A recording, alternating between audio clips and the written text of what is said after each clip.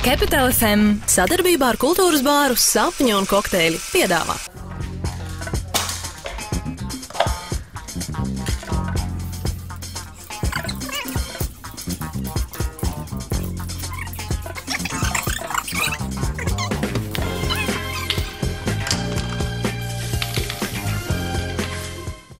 Studijā eksperts. Nu ko, tieši tā, Capital FM ēterā šobrīd ir gan eksperts studijā, gan Ilze, gan Diāna.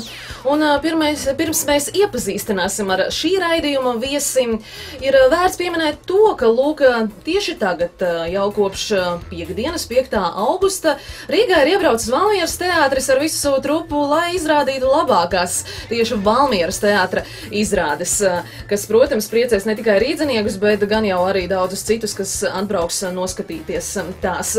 Un šajā gadījumā viesizrādes notiks režisora Oļģerta Krodera 90 gadu jubilejas zīmē.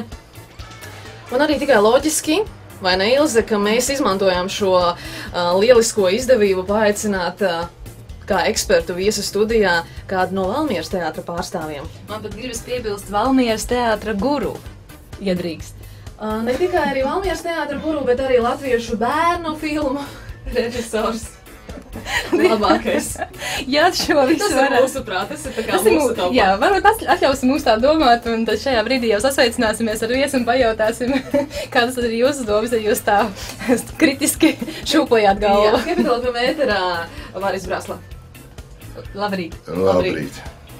Nu kā tad ir ar to, šie pieteikumi bija pārāk skaļi, jūs uzskatāt? Domāju, ka jā. Es gan tā nedomāju. Vai ne? Domāju, bet nu tā ir. Šodien ļoti daudz zvaigznes, ļoti daudz guru un ļoti daudz tā. Nu, tīri profesionāli gribas jūs saukt par guru, ņemot vērā jūsu profesionālo darbību no tāliem gadiem. Un, jāpiebilst, mēs ar Diānu nemaz nebijām tajā laikā, kad jūs jau ražīgi strādājāt un radījāt tik skaistas darbus kā Emīla nedarbi. Tas droši vien tāds sentimentālākais, ko es varu no savas puses minēt, 85. gada darbs, un ņemot vērā, ka mēs ar Diānu tikai vēl mazliet pēc esam cēlušās, bet šo filmu jau iemīlējušas. Varbūt jūs varat arī sevi asociēt ar kādu konkrētu darbu, vai tomēr jūsu darba ir viengabalaina? Ir kaut kas tāds viens, ko jūs sevi varat izcelt kā šie Emīla nedarbi, vai tomēr šie daudzie citie skaistie darbi arī ir jūsu raksturotājs zīmes? Nē, nu, tajā laikā, kad jūs vēl nebijāt uz šīs pasaules, tad jau tie laiki bija mazliet sarežģītāki. Ja, un tajā laikā tāpat mēs visi strādājām un centāmies izteikt savas dziļākās pārliecības un domas uz ekrāna. Un līdz ar to tas, man liekas, ir tas laikmets. Un tās vēlmes bija tas, kas summē kopā varbūt visas tās filmas, ko es esmu sastrādājis. Un tur ar kaut kur, man liekas, kaut kāda kopīga līnija, man tā šķiet, bet es tā neesmu nodarbojies ar teoriju. Un Emīls tā skaitā, jā. Varis, sakiet lūdzu, vai no savas daļrades jūs varat atzīmēt kādu vismīļāko darbu, vai vispār režisoram tā var būt, ka tomēr kāda filma vai īsfilma no jūsu daļrades darbs, kas jums ir vismīļākais? Es neesmu bijis un nebūšu mamma nekad, bet man šķiet tas ir līdzīgs jautājums, kā mammai prasa, kurš bērns tev mīļākais. Ja?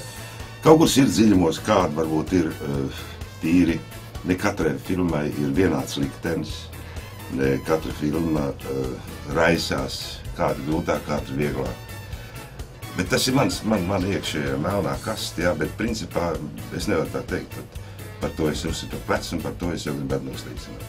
Tā jau gribas minēt to, ka daudzie apbalvojumi ne tikai Latvijā, bet arī ārpus mūsu valsts robežām liecina par šo profesionālismu, ka drīzāk man gribas spriest, ka mīlestība noteikti ir ielita katrā, vienīgi šis liktenis ir lēmis katrai savu izaugsmi vai savu, varbūt, šo gaismu, kas tieši nav tik daudz redzēta. Jums taisnība ir tajā apstākļī, ka, manuprāt, ja neliek iekšā savus visus ķiškas savā darbā, tad čiks vien tur būs. Jūs teicāt kiškas? Čiškas, nu tas ir šodien domāju sirdi, prātu un vispārējo. Mēs sapratām. Es sapratu, bet tas likās tik amizanti. Nē, tieši otrādi tik amizanti, ka tas ir jāizceļ, jo es droši vien nosauktu par dvēseles lidojumu vai kaut ko tam līdzīga, bet profesionāli skanēja vēl labāk. Man bail no skaļiem apzīmējumiem. Vai šobrīd jūs sekojat līdzi tām filmām, kas ir jau tāda kā pēdējo gadu paudžu filmas? Cik bieži jūs skatāties jaunās? Jūs runājat vispār vai par latviešu filmām? Es domāju, šajā gadījumā laikam vispār, jo par Latviju diezgan maz mums tur kaut kas to, bet vispār globālā mērogā. Cenšos sekot līdzi tas, kas man varētu interesēt, jo tas piedāvājums jau ir zvērīgs un tas amerikāņu, tas nav 9. vilnis, tas ir 19. 29. vilnis, ja, viņš ir nežēlīgs. Un tā kā es ar ļoti lielu atlasi skatos uz ekrānā un tāpat ar televīzijā. Kā jau minējām ar Ilzi šī raidījuma sākumā, tad Blaumaņa ielā 32 katru trešdienu 19. notiek filmu vakari. Arī šajā nedēļā 10. augusts ir diena, kad jāiet 7. vakarā ar saviem draugiem. Izmantoju pat vajadzības izteiksmi un pavēles izteiksmi, jo kā gan citādāk cilvēkiem aiznest ideju par to, cik fantastiski tomēr ir pavadīt laiku burvīgā atmosfērā pēc darba dienas kopā ar saviem draugiem, kopā ar mīļāko tēju, lai tā būtu melnā vai piparmētru vai kādu gardu, sapņu un kokteili. Tādēļ jāpiezīmē arī tas, ka šie kinovakari ir bez maksas, ņemam draugus un ejam skatīt labu kino. Cik labu? Jā, starp citu, 10. augustā tiks rādītā 2008. gada filma Graustu miljonārs. Izslavēta, daudzi ir redzējuši, kāds varbūt vēl arī nav redzējis, režisors Denijs Boils. Un šobrīd Capital FM ēterā, tā kā mūsu viesis eksperts ir režisors Varis Brasla, jautāsim viņam. Varis, sakiet lūdzu, vai jūs esat redzējis šo filmu? Jā. Kā jums patika? Vai nepatika? Es skatījos ar interesi, ka indiešu, teiksim, tādā filmu tradīcijā tiek iepludināts Holivudas garša un Holivudas mērogs. Tas man bija interesanti. Vairāk man bija palēmējies pabūt vienā kinofestivālā Indijā, un tad es to visu to milzīgo kontrastu, kas ir arī uz ekrāna filmā, redzēju savām acīm. Tad man gribas jautāt, vai tiešām pārliecinoši filma spēja to arī pasniegt skatītājiem? Nezinu, vai tas bija īsti filmas uzdevums, bet es tiešām esmu viņa nav palikusi tādā spilgtā atmiņā, lai par viņu runāt nopietni profesionāli. Vienkārši atceros, ka bija tā vide, tā egzotika, ja, kas ir ļoti smaga. Viņa bija iedarbīga bija arī tīri tie muzikālie numuri, kas jau atkal tas indiešu ieplūdinājums iekšā. Ļoti smuka aktrisīte un tā, tas jau viss ļoti mīļi vecam būtam. Un kā pati sižeta līnija par to, kas grib būt miljonārs spēli, par tām atbildēm, lūk tā sižetiskā vēsts, kā jums šķita, kā jūs to vērtējat? Es neatbildēšu uz šo jautājumu, jo tiešām man tā filma tīrādi sižetiski ir pagaisusi, atvainojos par savu vāju atmiņu. Man jau gribas piebilst, ka tieši arī man atmiņā ir kādi konkrēti momenti vai kādas konkrētas domas par filmu, kas arī liecina, kāda tad šī filma ir bijusi, ko viņa ir manī atstājusi. Un tad jūsos klausoties, man gribas tā kā izsacināt spriest par to, ka tomēr šis te kontrasts starp Indijas daļām, ka Holivudas iepludinājums Indijas mērogā, tas viss ir tas, kas ir palicis vairāk jūsos, ja? Jā, un arī, tur tāpat ir kaut kāda pelnošķītas tēma iekšā, jā, un viņa ir tik daudz apspēlēta citur un dažkārt veiksmīgāk, jā, bet es negribu teikt, ka filma, protams, ir interesanta, un viņa nepaliekam tajā gadā izraisīt ar lielu ažiotāžu un tā, bet no ažiotāžu dažkārt izraisa. Bet man nav palikusi tādā emocionālā atmiņā, lai es varētu tagad, tā teikt, ar pagrieztām acīm uz debesīm teikt, oi. Jā, arī jūs teicāt to, ka bijāt indiešu kādā festivālā, jūs bija gadījies būt? Jā, bija Indijā bija vienā pilsētā, kur es šobrīd no Uztrauku, mēs aizmirsu, kā tā pilsēta sauc, maza pilsētiņa, kā 4-5 miljoni. Un tur bija bērnu filmu festivāls, un es biju viens pats ar tādu filmiņu Ūdensbūmu Bresņēm runas. Bet, protams, visiem zinām, un vēl jūs tā negribīgi mājāt ar galvu, tad, kad mēs raidījumu sākumā jūs pieteicām, kā tiešām viena no labākajiem latviešu bērnu filmu režisoriem un autoriem. Jā. Paturpiniet lūdzu par to indiešu festivālu. Un tur tagad tik daudz cilvēku brauc un skatās, bet vienu gan tur es konstatēju, tā teikt, neapriņot aci, ka kino Indijā ir otrais pēc dieva, jo tas ir vienīgais cilvēkiem tāds garīgais bagātinājums un laika kavēklis, kas, cik es noprotu, nemaksā tik dārgi. Kino viss tā festivāla seansi bija pilni, uz ielām reklāmas. Kino aktieris ir absolūts dievs Indijā. Un, teiksim, televīzē, cik es izdevos pastīties, jo tie kanāli 10 un 10 uz vienu šniti, bet tā ir viņu barība, viņi tā uztver šo pasauli caur tādiem tēliem un cepurnos, un ne man būs par to runāt kaut ko sliktu. Tad gribas pārjautāt arī to, ko mēs mazliet aizkadrā runājām par šiem sižetiskajiem vēstījumiem. Ja Holivudā tādi ir maz, ja ir, tad Latvijā tie varbūt ir daudz satirīgākie, runājot par kādām labām filmām, ko mēs jūsu daļvardē minējām, tad kā ir, jūs arī minējāt par šo Indijas kino, kuri ir tie atslēgvārdi, ko tieši filmās redzam, jo pārsvarā atkārtojas, kā jau sapratām, vai ne? Jautājums ir tieši par šo tematiku. Jā, protams, ka mīlestība. Kā vien teātra kritiķi nesen rakstīja, tur ir par mīlestību un vēl citām muļķībām. Par mīlestību ļoti būtiska ir šī kastu lieta, kuru saprast cilvēkam, kas tur aizbrauc, man liekas, pat ar pusgādu nekā nevar saprast, kā tas tur ir.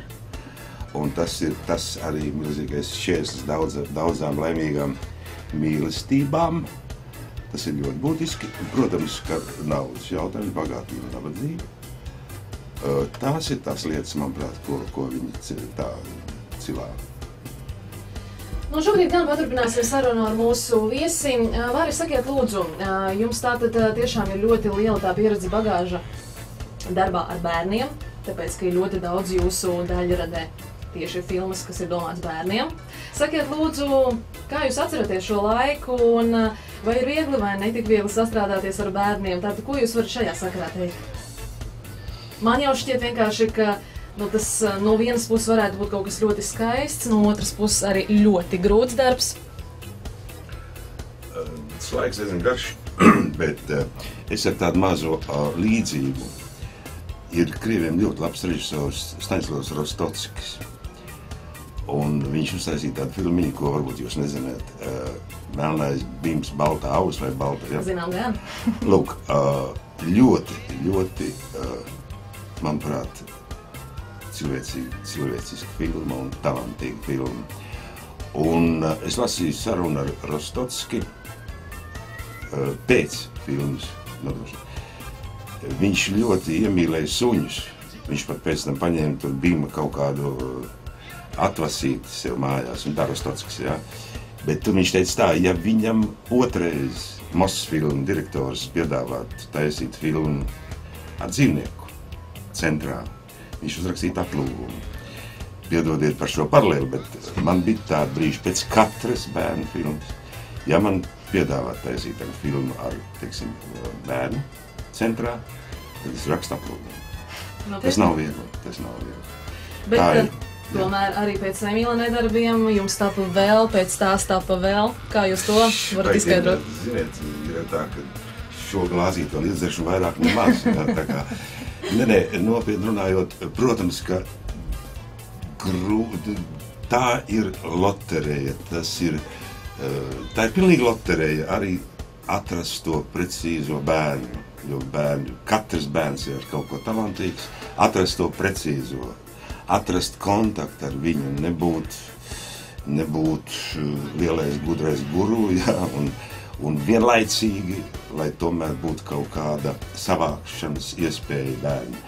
Un tā tur ir tūkstošiem visādas lietas. Tā kā tas nav viegli. Otrakārt, tas ļoti uzliek pašam nenormālu disciplīnu. Ja tev ir jābūt vienmēr formā, vienmēr laikā, vienmēr labā omā un vienmēr atvērtam uz visnegaidītākiem pagriezieniem.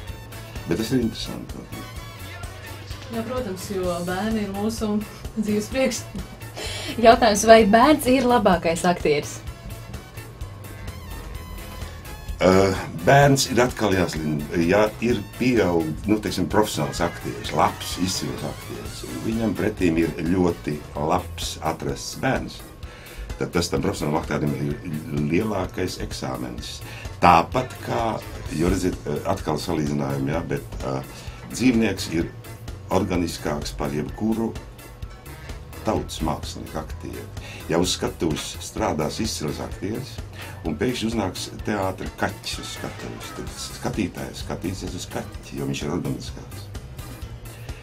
Tā ir ar bērniem. Viņš ir liels pārbaudījums kā partneriem, lielajiem, tā režisoram visiem pārējiem. Tad vai drīkst turpināt ar vēl vienu jautājumu? Minējāt šo teātra skatuvi. Man uzreiz jautājums, kā jūs vērtētu tieši teātra un kino savstarpējās attiecības? Vai tās ir divas māsas vai brālis ar māsu tomēr? Redziet, es esmu divdabas kaut kāds, jo tad, kad es mācījos institūtā, teātra institūtā, man brīžiem likās, man vajadzētu kino. Un strādājot kino, un kādreiz gribējās stāvot pie kameras, gribējās būt teātra zālē un veidināt. Un pēc tādām pārdomām es sapratu, kur tas suns ir aprakts. Ķinītim kino ir tūplāns un montāža. Tas ir divas lietas, kas nav teātrī. Savukārt teātrim ir tas dzīvais cilvēks uz skatuves, un šī dzīvā varavīksne, tilts vai saikne, skatu zāle, un katra izrāde ir unikāla. Ja? Ķinītī viss tas ir buņģā un miers un bērziņš, kas tas ir. Lūk, un tādas divdabas esmu saglabājis sevi, šīs divdabas sajūtas līdz šai dienai, bet domāju, ka abas škunstas ir vairāk brālis un māsa. Paldies! Nu jā, paaicinājām Vari Braslu tam dēļ, ka no 5. augusta līdz pat 28. augustam Rīgā viesojas Valmieras drāmas teātris ar lieliskām izrādēm. Vari, varbūt varat pakomentēt, gribētu skatītājiem, kādas tad ir tās izrādes, kuru ir vērts skatīties pilnīgi noteikti, jo kā nekā šajā gadījumā tas viss notiek zem slavenā leģendārā Oļģerta Krodera režisora zīmes, jo šogad ir lielā jubileja. Jā, tik tiešām Oļģerts Kroders jeb Olis, kā mēs viņu saucam, ir iekāpis 90 gadu karietē, un tas ir ļoti nozīmīgi, es domāju, ne tikai Valmieras teātrim un teātra cilvēkiem vispār tāds unikāls parādība. Un tāpēc Rīgā arī tāds domas akcents smagums ir tieši uz Oļa divām izrādēm, uz Karalīru un Hamletu. Tie, manuprāt, ir ļoti veiksmīgi viņa darbi, aktieri labi strādā, un Oļa domāšana tur lien ārā pa visām vīlēm, un arī viņa tāds plašais pasaules redzējums. Jo Olis ir tāda parādība teātrī, viņš ir dzīvo teātrī tagad pie Grimmētavām savā istabiņā, un viņa klātbūtne ir kaut kāds, es nezinu pat kā to nosaukt, bet kaut kāds katalizators kaut kādam godīgumam, kaut kādai atdevēji teātrim, kaut kādai koleģialitātei. Tas ir ļoti svarīgi teātrī, kad ir tāds cilvēks un vēl jau vairāk strādājoši intensīvs cilvēks. Par pārējām izrādēm, kuras mēs esam atraduši un spēlējam gan Nacionālajā teātrī uz lielās skatuves, gan Dailes mazajā zālē, par tām, teiksim, kaut ko analizēt vienkārši būtu muļķīgi no manas puses, bet manuprāt, katrs no šiem nosaukumiem ir ar vairāk vai mazāk piesaistošs. Teiksim, Feliks Deičs, Ibsens, Stokmans pats par sevi jau it kā runā labi aktieru darbi. Evits Sniedzis, oriģināli Lūga mākoņens iespējams skaidrosies Kroda režijā. Tas Dailas mazā zāle arī tā šodienas tematika un var izraisīt interesi. Tāpat Annitas Sproģis, pirmais darbs Valmierā, krievu autoru Lūga izrāda, manuprāt, ir veiksmīgi uztaisīta. Un tad man personīgi ļoti patīk mazākiem bērniņiem atrada aktieri paši. Tā ir mongoļu pasaka, baltā kamīlēna sapnis, lai nebiedē mongoļi. Viņa ir ļoti, ļoti cilvēciska, asprātīga un ar lielu sirdi taisīt izrādīt. Un man izrādīt ir Žemjaka Atsālī, tas ir jau tāds pārbaudīts autors un tas cilvēkiem vienā patīk arī mīlestības sarežģījumi un tā tālāk. Tā kā es domāju, ka piedāvājums pietiekam raips un lūdzu nāciet skatīties. Vai sakiet, lūdzu, pie kādiem projektiem jūs pats šobrīd strādājat? Tas mans multfilmu vārds projekts, tas jau ilgi ir. Es vienkārši atcerošanās izrādēju tam, kā saka, projekts. Es nesaprotu, kino projekts. Jā, nu, protams, tur tagad ir naudas un viss, kas tā, bet principā... Tas tā tagad mūsdienīgi. Modīgi, stilīgi. Jā, pareizi, bet vairs nav, teiksim, nevar teikt, mans kantors atrodas, teiksim, pie Hāgens kaut ir, mans office ir, man tas ir reiz smaidām, kā uzrakstījums, tie arī tādi, bet no, tas projekts, teātrī tā būs izrāde, es taisu pats skatuves varianti jau kuro Latvijā Jaroslav Hašek Šveik skatuves variantu, un ar Šveiku ļoti īsi tikai kā no jaunības man Šveiks ir viena no mīļākām lasavvielām un tur pilnīgi citādi galvā. Un likās, vai cik tas ir jauki un mīļi, bet tad, kad tu piesēdies pie tām 1000 lapusēm un mēģini izlaist cauri tādu sižetisku līniju, un tā tas ir zvērīgi grūti. Tā kā tas ir kaklu laužamais materiāls režisoram, bet es uz to eju, un tā kā, ja jūs dzirdēsiet, ka es lauzu kaklu, tad tas nebūs pārsteigums. Sakiet, lūdzu, kad būs gaidāms un kad būs skatāms? Ceru marta beigās. Ceram arī mēs. Nu ko, Vari, sirsnīgs paldies jums, ka paviesojāties pie mums. Paldies par jūsu viedokli, gan attiecībā uz mūsu interesējošo filmu, gan arī par visām citām lietām. Paldies jums, ļoti jauki. Paldies, ka atnācām un vēlam tikpat ražīgu šo jūsu profesionālo turpinājumu, lai ne tikai jūs varētu, vai tieši otrādi, ne tikai mēs varam priecāties par jūsu saražotajām projekta lietām, bet gan arī jūs ar sirdi varētu turpināt šīs lietas darīt. Paldies jums! Turpinājumā Gebedelē ēterā.